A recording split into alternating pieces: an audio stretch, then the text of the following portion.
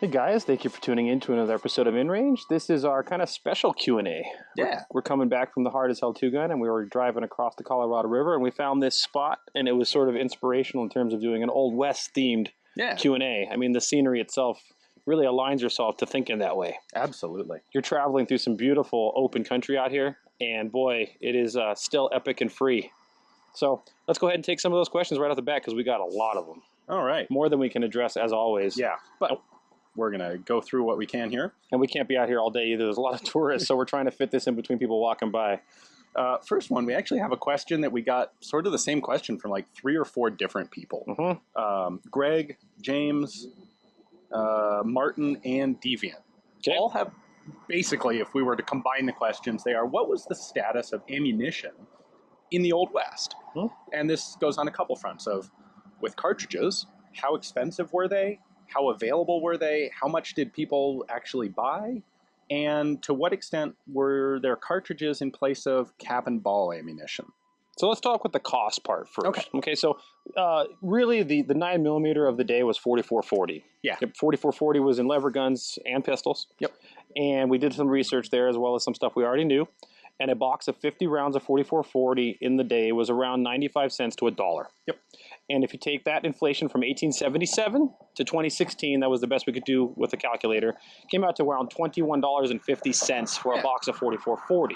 Right. But you don't want to compare 4440 from 1877 to today. You want to compare the standard round of now, 9mm. Yeah, 9 or 45, the typical pistol ammo. Today, 4440 is a specialty cartridge and demands a premium as a result. Right, but a really prolific and common round of 9mm, a box of 50 rounds will cost you anywhere between $9.50 to, for kind of Gucci stuff, $15. Yeah. So really, ammunition now is a little cheaper. Yeah, and 45 is a little more than that today. Yeah. Honestly, ammunition was not that different in true dollar value cost than it is today. Right. And another place where we can look at that, and I've seen it historically, is with military rifle ammo. For example, rifles like the 1895 Lee Navy, which was sold both militarily and on the commercial market. Guns like it of that time period, when you look at the catalogs, you'll find that the rifle was about the same cost as 1,000 rounds of ammunition. So if we look at that today, let's say you go buy a 308. 308 ammo is 60 to 75 cents a round. Remember, this is new production ammo that we're talking about. So maybe it's even safer to say new production 308 today is $1 a round. Yeah, I think that's fair. That's $1,000. 1,000 rounds of that is $1,000. What do you get for a $1,000 308? It's a pretty typical run-of-the-mill rifle. Yep. That's a good bolt-action rifle. That's a pretty decent semi-auto. You're looking at something like a 308 Vepr, 308 AK type or rifle. a PTR, like a little maybe, in that realm. Yeah, so there's certainly more expensive guns you can get. And that was true in the Old West as well. You could get something that was embellished, fancy wood, longer barrels, special sights. That's the equivalent of going out and buying a SCAR today instead of a PTR HK, that sort of thing. Yep. And so again, that, if we look at true dollar value, not numbers, but actual value of currency, 1,000 rounds being the same as a rifle, that's about the same as today. So I guess we could say it's roughly equivalent. If maybe the ammunition cost today for the most common rounds is a little bit less. Right. But not so much less so that it was cost prohibitive to be able to shoot your firearms back then. Right. The bigger problem with acquiring ammunition probably wasn't cost, although wages weren't all that great in many instances. The bigger prohibition was just getting it. Yeah. So the frontier was the frontier. It was far away. I mean, people today that even now live in places like Hawaii or Alaska, which Alaska is the frontier. Hawaii's not, but they're more inaccessible. Common things are harder to get and more expensive. Yeah. So didn't have FedEx.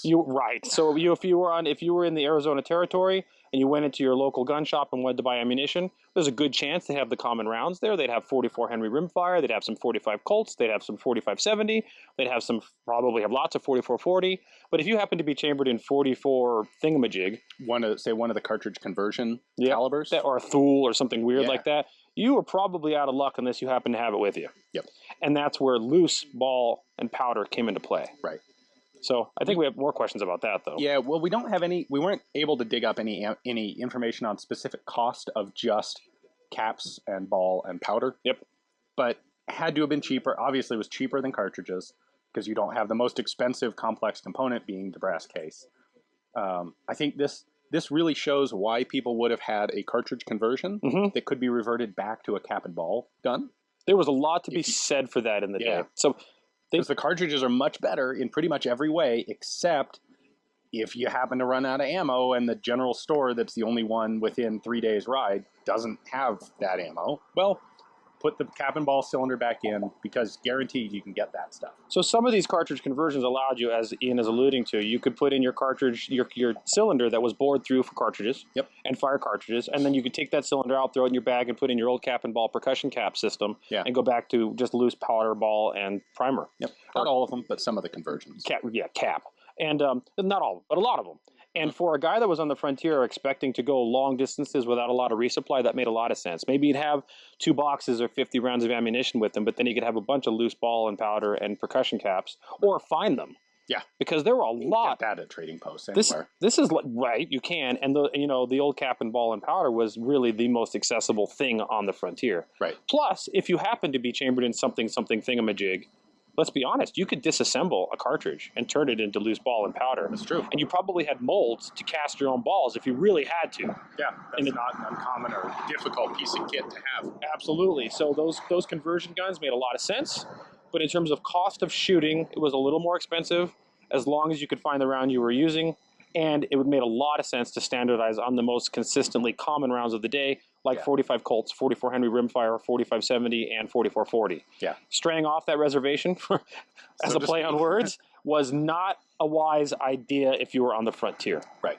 So, especially if you plan to shoot a lot. Yes. And that's one of the side issues here, which we also got some questions about, is how much did people actually really shoot? Well, let's get to that question when we get to it. Okay. Let me check our audio, and then we'll do that again. All right. I said we have lots of tourists. We don't. We just have an occasional German walking by, because this apparently is a place for Germans to hang out. Old West is real popular with Germans. It really is. When we run into tourists out here in what are the open West, it's almost always Germans. Yeah. Some French. In fact, what's interesting, the signs in the visitor center right here. English, French, and German. Yeah. Which seems to be the most prolific tourists out in this part of the country. But not Navajo. They're not tourists. Have to learn in fact, English. I guess we're the tourists a little bit. No, but the sign was not in Navajo, which is a good point. All right, next question is from Jack, who says, when we watch movies, everyone is carrying a Colt single-action army. What was the reality? I understand Colts were more expensive, but what other guns were commonly seen? Colts were quite expensive. Yeah. They were considered not the highest end of the revolvers of the day. The highest ends would be the Schofields, or even more so the Merwin and Hulberts. Those were the Gucci guns. But the Colt was considered the high end of the durable, reliable service pistol of the day. Yeah. Think of it as a nice and high-end Glock. It's a $20 gold piece. Yeah, exactly. Kind of throughout history, a $20 gold piece has gotten you a nice service pistol. However, as well as since they became a very iconic and prolific gun in terms of that regard, especially in film, they were by no means the only gun on the frontier. And on the big bore, let's stick to big bore, 4440 and 45 Colt. There was a wide variety of guns out there. Smith & Wesson had a lot of top-rig variants, not just Schofields. In fact, the Schofields were the more scarce of the top-rig variants, like the number 3 is another one. Top-rigs were very popular and very common. They don't see them in movies and such very often. I don't know why. There was the Merwin and Hulbert firm who was putting out a niche, high-end quality Hudson 9. I think they really were, if I remember correctly, they were the 3rd most common make of revolver at the time. I would think that's true, but however, they were fitting a niche market. They're like where the Hudson 9's trying to hit. Yeah. They're hitting a high-end consumer that wants, in theory, the best. So and it was expensive. We've got 2 groups of shooters, and we kind of still do today, and they're kind of analogous. In the Old West, you would have probably labeled them as basically gunfighter dudes. Open carry frontiersmen. And people who had just a gun for prudent self-defense. Yes. And that translates today into our serious competitive shooters, military, law enforcement, guys like Carl and I who do a lot of competition outside of military and law enforcement, people who practice a lot, buy a lot of ammo, and want the best guns they can get. And then you've got the guys who are still like today, well, I'd like to, I'm a plumber. And I do house calls. Not a gunfighter, not a competitor. But I'm in my car all day. I'm visiting a lot of strange people. I'd like to have a pistol in the car, just because I'm in the middle of the city all the time and I don't want to get carjacked. And so I'll get a CZ82 or a Ruger automatic. Or a Walther CCP or a LCP or whatever, something like that. Yep. But a lot of people who are probably going to get it and 2-3 times a year, probably will go out and put a box of rounds through it. At most. And that's fine, and it works. And that's exactly analogous to what you'd have a lot of in the Old West. I've got my 1851 Colt Navy, and I put, I fired a cylinder through it or 2 cylinders through it, and it works. And it pretty much hits where I'm shooting. Awesome. Load it up, and there it is, ready for whenever I need it. There's an example of this, a very clear example of this in the Arizona Historical Society Museum in downtown Tucson, in which George Hand was a saloon keeper that was in the old part of Tucson. He was right off Myers Street, and he wrote a diary called the Saloon Diaries or something. George Hand's Red Light Saloon Diaries or something. I don't remember the title, but George Hand. It's actually not that good a read. He spent most of his time drunk and with prostitutes. Seriously, it's like every day it's more of a blog of what he drank to get tight. That was the term of the day. Getting drunk back then was called getting tight, and what prostitute he was with that week. That really was the predominant amount of his diary, which is in stark contrast to a teetotaler like George Parsons, who lived in Tombstone, and his diary is explicit and fantastic and a historical record of all account. But anyways, when you go look at the museum, they have a couple guns on display, and they have one from Wyatt Earp, who was a gunfighter and lawman. That was a top-of-the-line, single-action Army, cartridge-fed 45 Colts. George Hand, who just wandered around Tucson and needed a gun for self-defense, was an 1860 Colt cap and ball, carried it till the day he died, didn't really care. Okay. Anyways, the point is, we're talking 1880s, 1890s. Early 1900s. Still carrying, still dealing with a cap and balls were still common. 1930s, they're around. 44 Henry didn't stop production until post-World War II. Yeah. 44 Henry rimfire. Yeah. So, I mean, but the reality is cap and ball was common. If you weren't a gunfighter or saw yourself as a frontiersman, you were a city dweller, a cap and ball was mostly fine. The other thing is, you got to remember, many cities back then were actually far more restrictive on gun rights than modern cities today.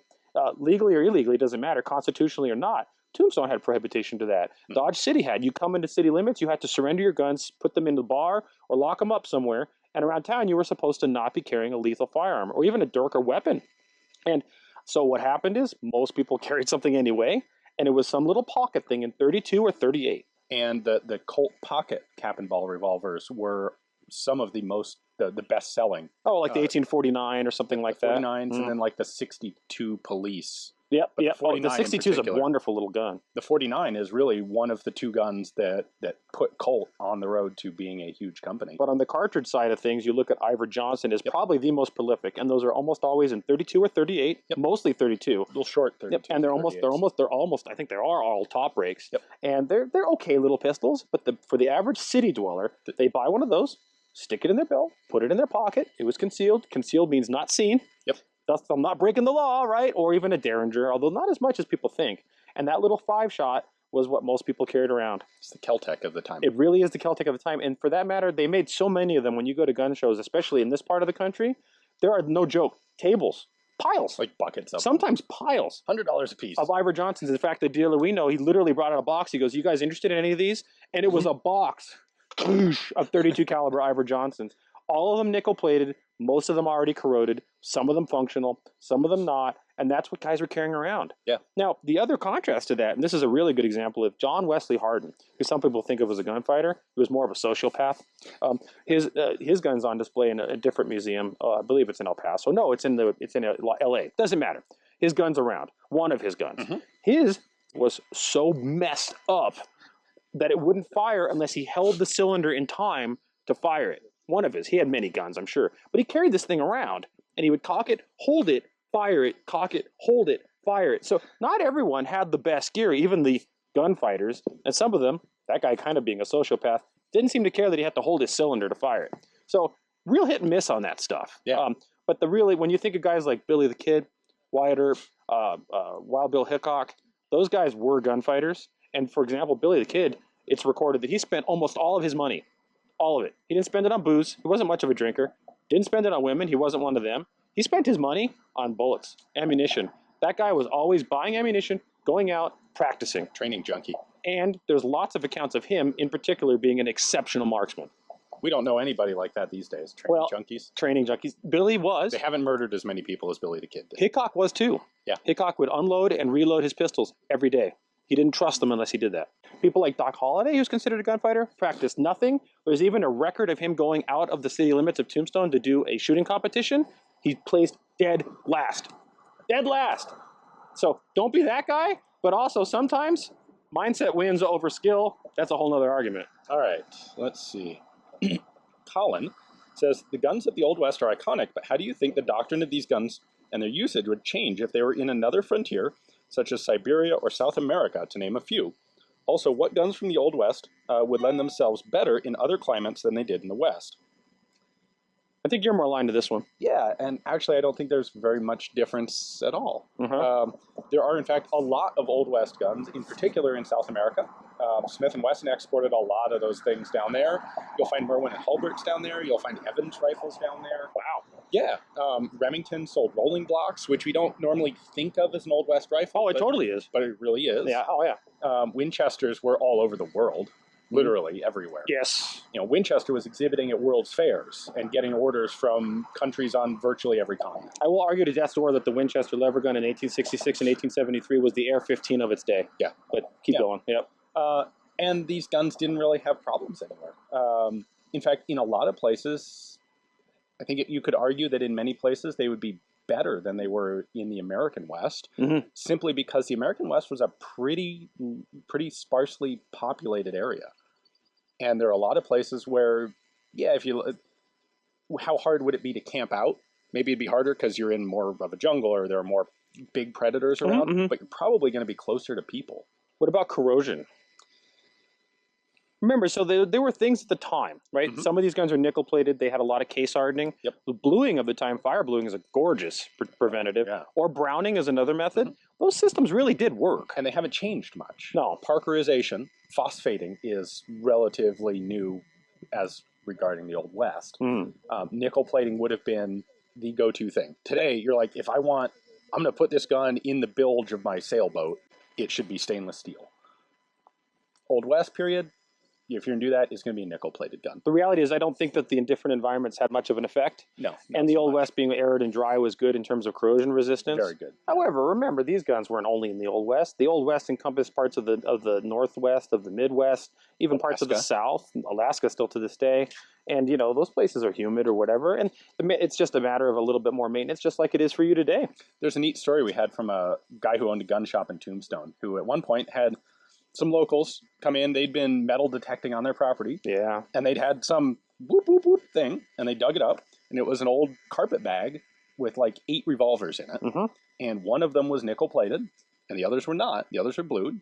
And these things had been literally buried for like 100 years, 150 years. No one knows, but buried for a very long time in a carpet bag, and they were all period to 1880-something. And they were all totally destroyed, except the nickel-plated one that was still functional. Which he actually bought and purchased for himself and shot. It was functional. And carried in the gun shop for a short time because Tombstone's kind of a tourist place, and it was a 77. I think it was a Lightning, actually. Yeah. It was a Lightning, but it turned out to be a prototype Lightning. It wasn't quite the finished Lightning. Yeah, actually, the funny story was he's there in this, Tombstone touristy, those Spangenbergs at the time gun shop, and he said he had some really serious Colt collector come in, just browsing the gun shop and looked and went, let's talk about that revolver you're carrying. Let's talk about that Lightning. And he pulls it out and he goes, this ain't a normal Lightning. This is a real early production Lightning. So that ended up going in a safe. At any rate, nickel-plated survived really remarkably well. But go ahead. And that's why you see a lot of Old West guns nickel-plated. Correct. It's not because it wanted to be fancy, although maybe you'll find nickel-plated and engraved. But nickel-plating was, I don't want to have to deal with keeping this as clean and as cared for. Another thing to think about is, that's true, all true, but those are mostly pistols. You don't see a lot of nickel-plated long arms. That's true. The other thing that's going on here is the cleaning system is we have some questions about black powder and corrosion later, but if you cleaned it and maintained it, you were fine, just like any other gun today. Some of our protective measures now are better than then, but those guys took care of these things. Remember, for the most part, firearms back then were a life-saving tool. They are now too. But a lot of people enjoy firearms recreationally now, and back then firearms are more like, I need this. Yeah. This is a real tool that might keep me alive.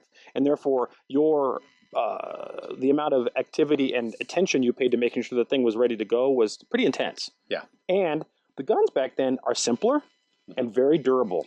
And you know what the cleaning solvent is for black powder? Water. You don't have to go buy something fancy. Everybody does, but water. But regardless, so if you look at a lever gun like a Winchester, a 66, a 73, or you look at a single action Army, there's not a lot to go wrong. Yeah. Unless you're doing something silly like putting the wrong cartridge in or overpressuring something. these are durable guns that, for the most part, should last kind of infinitely. Yeah. They're giant leaf springs that are overbuilt. The single-action Army has big springs in it. The Remington New Army has springs in it that break all the time. But so some guns are more durable than another. But if you look at most of them, they're very durable guns. And, you say that from experience, having broken many Remington New Army springs. But what were you doing at the time? Cowboy action shooting. Which is probably more shooting than 99% Probably of people fired who more ever- rounds in a day than most people that carry that gun fired in their life. Right. So, yes. We have actually a question here from Cael. Okay. It says, do either of you have a favorite Old West history book with descriptions of shootouts and battles that you would recommend? Bell. Bob Bo's Bell. Yeah, that's it. Okay. Fair enough. He does True West magazine, but he also does a whole bunch of these things called classic gunfights. They're almost like comic books, but it's not. It's great, wonderful art, very thoroughly researched, and he diagrams the gunfight. He's got volumes 1, 2, and 3. He's got The Life and Times of Billy the Kid. He's got one about Wyatt Earp. He's got one about Doc Holliday. And they go through in really not excruciating, but pretty good detail, specific gunfights. He's got one all about all the gunfights that led up to the OK Corral. Nice. And these things are excellent resources. They're not, wow, that's loud. They're not the best, maybe, in terms of the deepest details of the gunfight, but they give you the gunfight, historically researched with wonderful artwork. And not to be overlooked because they are nicely drawn, they're still seriously historical books. They legitimately look like comic books. Yeah. But they are not, and the artwork really adds value to it. And so classic gunfights by Bob Bo's Bell. I always get that wrong. I've met him. He's a great guy. And True West Magazine's pretty cool. But the classic gunfight series are fantastic. Steven says, why do you think break-action revolvers never took off? In my biased, unscientific opinion, I believe it was the most effective setup that was never incrementally improved to its full potential. Well, first of all, I think they did take off. They absolutely did. In their day, the Smith & Wesson top breaks, the number 3s, the Russian models, the Schofields were extremely popular guns. As we mentioned just earlier in the video, the Ivor Johnson top breaks for pocket carry were hugely popular. Yep. They were the way to get to a quick ejection and reload for 5 or 6 rounds. So in the day, I think they were popular. And let's also consider it this way. The U.S. Army adopted one with the Schofield. Briefly. For the cavalry. Yep. The British military adopted one for decades with the Webleys. Yes. Those are top break. The Russian military adopted the Smith & Wesson top break and manufactured those things in staggering quantity. We don't see them over here because, if I'm not mistaken, they're actually considered basically cultural heritage antiques in Russia, and they don't really get exported much. But Russia made hundreds of thousands of top break Smith & Wessons. And imported it as well. Yeah, they bought some from Colt, or from Smith & Wesson. They bought some from someone in Germany. And then Tula licensed the manufacture of them, and Tula made piles of the things. And that's not counting all the small militaries that also adopted them. So yeah, top break revolvers were very popular, and the thing that led to the end of the top break was smokeless powder. Because that, without having a complete encircling frame, they're just not that strong. And smokeless powder cartridges are too powerful for them. Well, you have a general rule. You clearly have a weak part at 2 different hinge points, right? And so when you look at the most powerful, when you look at the revolver's chamber and what we would consider the most powerful cartridges that were top break, the ones that come to mind is 45 Schofield. Yep. 455 Webley, which is very similar, a little heavier bullet, a little lighter, a little lower velocity. And people will argue in modern days that Uberti has made a replica of the Schofield and 45 Colt, but 45 Colt's loaded to 45 Schofield pressures anymore anyway. So you're looking at the same thing. So you're looking at a 230 grain bullet at 850 feet per second. Yeah. Same thing with the Webley, right? So you're right on this line, and after you cross that line and go into smokeless or nitrocellulose-based powders. And by the way, that's with a black powder loading, which is going to be a lower pressure than, people are going to hear that and they're going to think 45 auto. Yes. But 45 auto is substantially higher pressure. It is. It is. So, and that's because of cartridge volume. Yeah. The 45 Schofield's longer. And the burn rate of smokeless powder. Totally. Now you can put some you can make smokeless loads for, do not do this in original guns. Just don't. But in reproductions you can, because they're different metallurgy. Right. But you got to take the metallurgy of the time in line. So if you were to build a new top break from the ground up, could you chamber one in a more powerful round? Yes. Yes. In fact, if we don't mention this, people are going to point it out to us. Yeah. There was a company that was working on rebuilding the Webley Fosbury in 357 Magnum. Okay, so there it can be done. Can be done. But it wasn't doable, not really doable then. And the reality is the swing out cylinder is just as fast, if not. I don't know if it's as fast, but it fixed the problem in a way that it retained the rigidity and strength of a full frame, right, which allowed the revolver to continue progressing down the line of not only smokeless powder, but more powerful cartridges in general. Right. And it works well enough And so why bother anymore with this thing that's mechanically more complex and expensive to manufacture in the first place? Yep. Top brakes are mechanically more expensive. Yeah. And there's more going on there, and there's alignment. Well, there's a lot going on to make that line up. And you also have durability issues, where that lockup at the back of, wherever in the frame it is, it wears. It does. If you don't harden it really well, it's going to stretch. I've seen a number of top brakes that are historic, like period guns, and they're loose here. Cylinder gap's fine, timing's fine, but this is loose. This is not good. That's definitely not good. And that's not good, and that's because it's a weak part of the gun. You mentioned the early Ubertis would occasionally pop open when you fired them. Very early Uberti reproductions of the Schofield had a significant problem. I don't think the current ones do, so I don't want to beseech them on this, but the early ones did, and you would fire even a fairly lightly loaded, like cowboy action load, and occasionally the cylinder would actually, the whole thing would fly open. You'd fire it, it would go plink and open up. And I've seen more than one do that. And that goes to show you the complexity involved with the angles and getting all that hardening done properly and getting all that stuff lined up so that it works properly. Right. Now, when they do, I don't believe they have that problem now. No. And of course, the Smith & Wesson reissues that they did in 2000 never had that problem. But that's Smith & Wesson's performance center. Right. It's a complex gun. Yeah. Yeah. All right. Next up, we have from John. My question is in regards to rimfire ammunition. The first successful large caliber repeaters were rimfires, but this seems to have died off after 1873 with the 4440 and the 45 Colt cartridges. Why are rimfires less suitable to large caliber configurations? Is it fair to say that rimfire is really only suitable in small caliber formats such as 22 long rifle? Let me contest the very first statement made in the question. 45 Colt? Not even that. 44 Henry didn't die off. 44 Henry saw a lifespan from 1860 to the end of World War II. They were used quite a bit, and they were quite prolific on the frontier, even up into the 20th century. Conversion guns were, in fact, Colt in 1870, I'm going to get the year wrong, 1870 something, 1878, they even made an issue of single action armies in 45 Henry because it was a request, it was so commonly requested. 44 Henry. 44 Henry, did I say 45? I'm sorry. 44 Henry rimfire. So as late as 1870 something, there were people wanting these. Right. So that cartridge still had merit way past what people think. However, that's because the cartridge didn't ever stop working, and there were a lot of Henrys out there using it. Mm-hmm. As well as, I think, a couple of other smaller guns that, like single shot and Derringers that did use the cartridge. Let's go, but let's take the AR-15 analogy. If they stop making all AR-15s now, never made another one again, which is, of course, ridiculous, but today, it stops, 2017. How long are we going to continue finding 5.56 cartridges to buy? 100 years at least. Because the rifle's so prolific. The Winchesters in 44 Henry, the 1860, 66, and revolvers that had been chamber conversions or cartridge conversions were so prolific that cartridge had a long lifespan. Now, that being said, the reason that it did fall out of favor has nothing to do with rimfire being bad. It's having to do with centerfire being better. Centerfire was more economical. It meant you could reload it, and this is something that was absolutely done in the Old West, as it is today. That's one of the ways you can solve this problem of my 44 boondoggle. I can't find a box of ammo, but I can find projectiles, and I can find powder, and I can find primers. In fact, the U.S. military, specifically in the early days, had an internally primed centerfire case. They did, on the 4570 in particular. From the outside, it looks like rimfire. It doesn't have a removable primer. Although they did it with 45 Colts, too.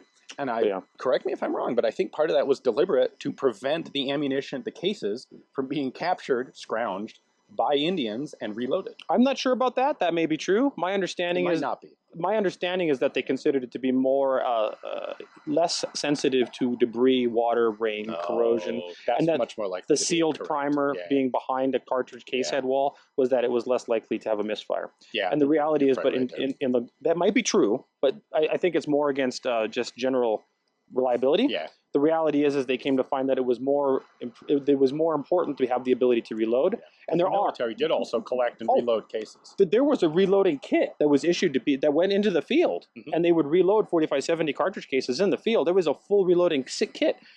Frontiersmen would take a reloading kit with them into the field. Some of them, very very similar to today's Lee Classic, where you have a hammer, no joke, a hammer and some stuff. And if you've got the components, you could, with a rock and a hammer, reload ammunition. Yeah. Guys use stuff like that in the Old West quite commonly. But you're not doing it with 44 Henry. You're not doing it with anything rimfire. Right. So could you make a rimfire 4570, 45-120, rimfire, any of this stuff? Yeah. Absolutely. Totally. And can rimfire be fairly reliable? Yeah, especially with two high firing pins. You do it right. Yeah, yep. But that was not the reloadable cartridge made a lot more sense. Right. Yeah. And the reason that we still have rimfire in 22s, I think there are a couple of things going on there. It's just economical to do. Super tiny. It's too small to really effectively fit a removable primer into anyway. And people aren't that concerned about the little bit of reliability that you give up when it's made on a mass scale like that. And let's also note, actually, rimfire is kind of a scary thing to load in the first place. Sometimes rimfire plants manufacturing that stuff have detonations. No, they do. They actually, now I don't work at a large manufacturer of this stuff, but it's my understanding that when they're making and priming rimfire cartridges, they consider that a dangerous step of the process, and they occasionally have detonations. Yeah. Because that's kind of spooky. Yeah. So it's not something you could do it yourself, but you shouldn't be. And popping in a self-contained primer is so easy. Yeah, and 4570 was definitely reloaded by the Army and by civilians in the field. Yep. All right. Next question. We're getting close to the end here. We don't have a ton of time because we are driving home today. We are, and we have 7 more hours of that to go. As awesome as it would be to spend the whole day here with this, we do have to get home. It's pretty rad, though. It's gorgeous. Yeah. Unfortunately, you guys missed out. When we first got here, there was a guy at the other end of this bridge playing an Indian flute. And it was beautiful. He was really talented and good, and you were out here, and there was actually no other tourists at the moment, and there was just this flute music literally wafting across the canyon.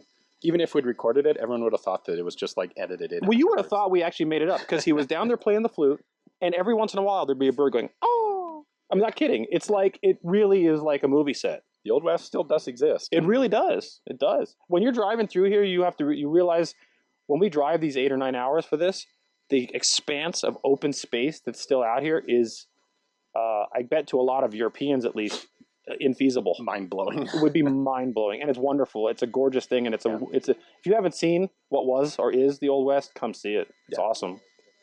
All right, we have 2 more. All right. And I'm going to combine them into one because they're very similar questions. Okay. Brian asks, when I was growing up, Hollywood always showed us bandits and renegades with a pair of crossed bandoliers, but you virtually never saw them on good guys. Yep. How common was use of the bandolier? And in similar post, Simon says the image of a cowboy or gunfighter with a fancy leather rig for his pistol is iconic and common to virtually every TV or movie Western ever made.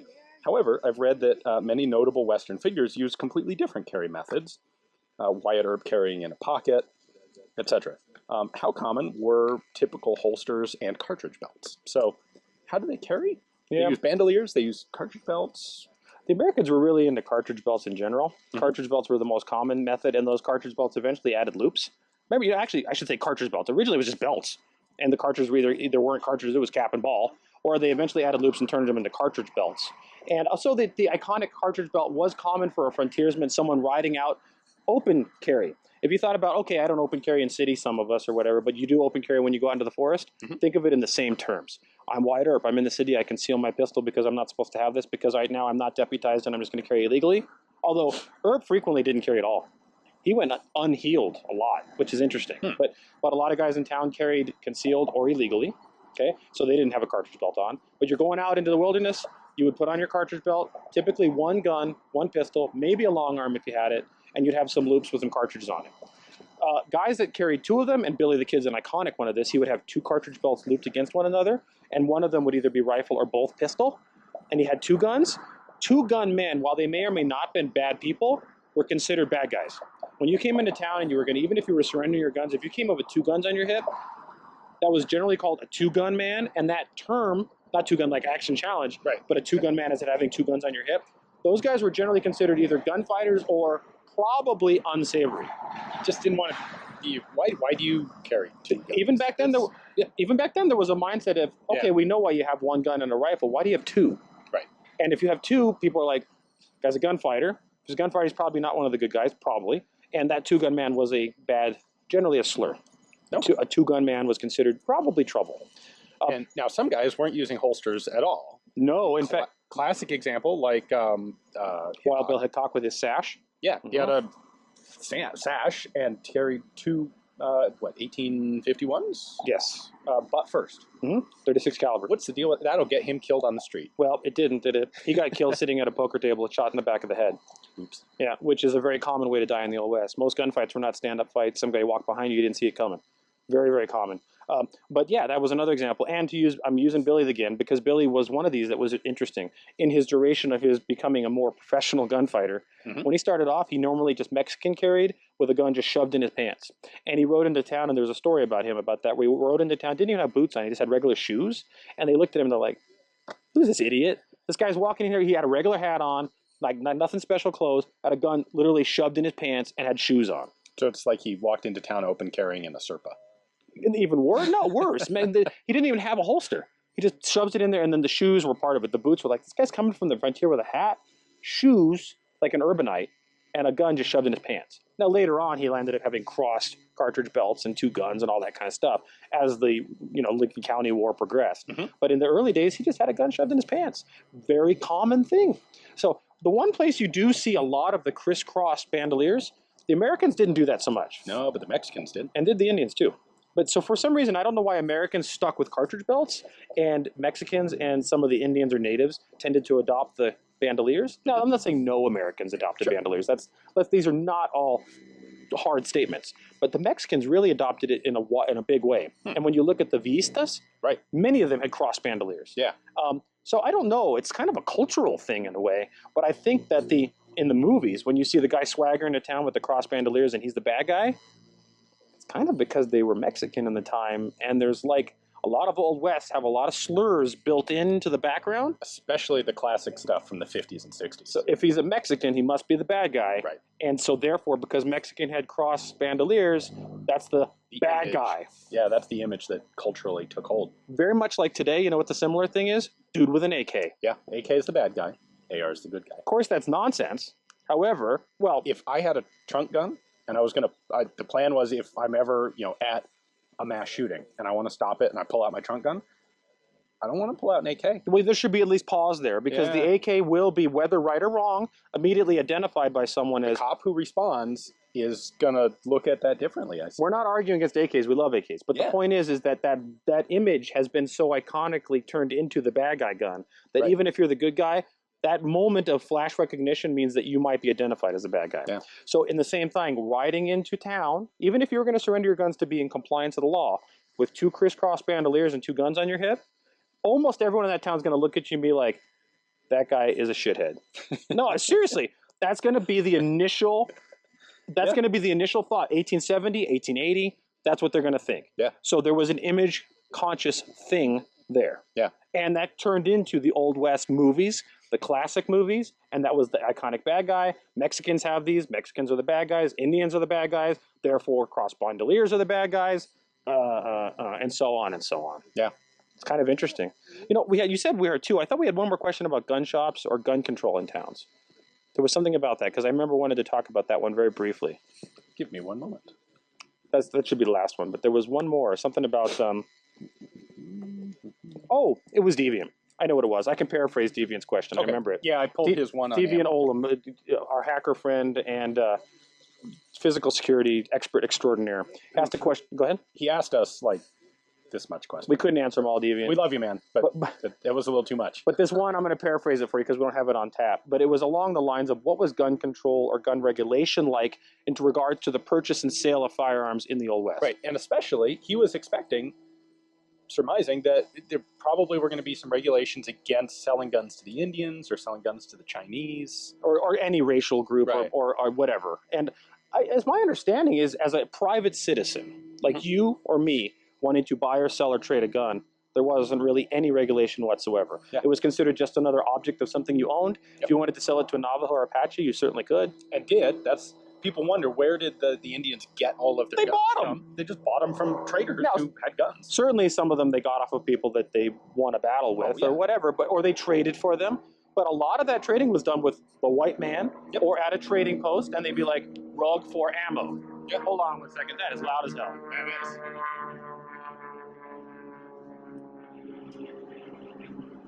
So when people ask, where did these guys get all their ammo? And by the way, they even got it supplied to them in some regard. Right. Once they were on the reservation, they got a ration of ammunition because they were out hunting. Yeah, which is a completely legitimate It was a lot cheaper for the government to give them some ammo and let them deal with it than try and supply them with more meat. Typically, your rations were things like wheat or some sort of meal that had a lot of bugs in it, some Yep. salted beef that's gone bad or rancid, Yep. and maybe some ammunition. Yep. And that's what you were given on the res. Yeah. And so you would gather all that ammunition together, actually legitimately go hunting with it, or break out in some occasions. But the reality is a lot of their guns and firearms and ammunition was all acquired by trade or purchase from anyone else at a trading post or with other white guys or with other Indians or whatever.